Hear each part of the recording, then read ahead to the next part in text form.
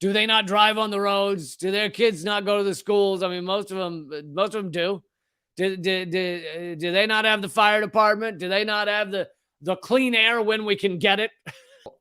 Most religious organizations in our country are fucking awful in one regard or another. This is not, if anyone's out there and you have your own personal beliefs, I'm not indicting your beliefs. You can have your beliefs. I'm talking about the organizations, and I have in the past covered much of the harm of the Catholic Church. But a lot of these organizations, they don't pay taxes. They take in insane amounts of money.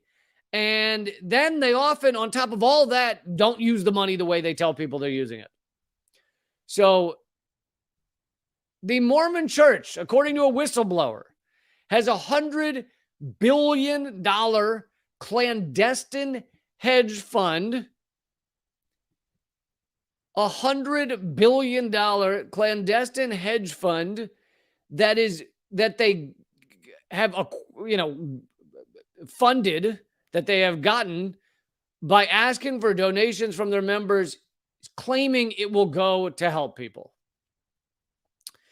A former investment manager for the Church of Jesus Christ of Latter-day Saints says that the organization stockpiled more than $100 billion in funding intended for charity work, but never spent it on such projects. Never spent it on charity work. Now, I know that some of you say anything about religion or reveal something about religion, and some of you just go, oh, well, of course. It's fucking religious organizations. What do you expect? But a lot of people don't know that. A lot of people think that these organizations are legit. And I'm not saying nothing they've ever done is legit. I'm sure some is, but this is some bullshit right here. You collect hundreds of billions of dollars from your members and you say, hey, we're going to use this to help people. We're gonna be here for people. We're gonna feed people. We're gonna take care of people. And secretly, you're using it to bet on the markets to enrich yourselves even more. David A. Nielsen did a 60 Minutes interview. He said they really are a clandestine hedge fund. Once the money went in, it didn't go out. Nielsen, who submitted a complaint to the IRS in 2019, previously managed the church's investment arm for 9 years. A report on the complaint to the top U.S. tax authority was published by the Washington Post in 2019 after Nielsen's brother provided a copy. And these organizations, like I said, they don't pay taxes, which is, explain that to me.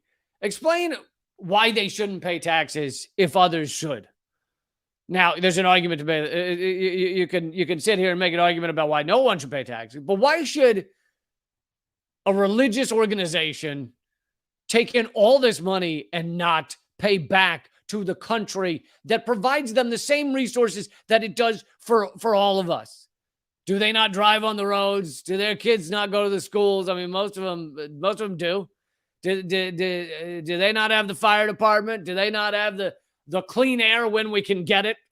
I mean, we don't, but do they not live in this society? So why the fuck shouldn't they pay taxes as well? And so they collect these insane amounts of money and then don't even use it to help people. And you don't get it. I mean, how long is great job, IRS. You sit around, you don't notice that. How tough could it be to figure this out? How tough could it be to figure out that they're taking in $100 billion and not using it for what they say? I feel like that should be. Man, a lot of good auditing. You know, instead they're putting more and more money into auditing individuals like you and me, rather than auditing big corporations, big entities like the fucking Mormon Church. So instead, they're spending their time going after individuals for paying someone $100 on their, PayPal.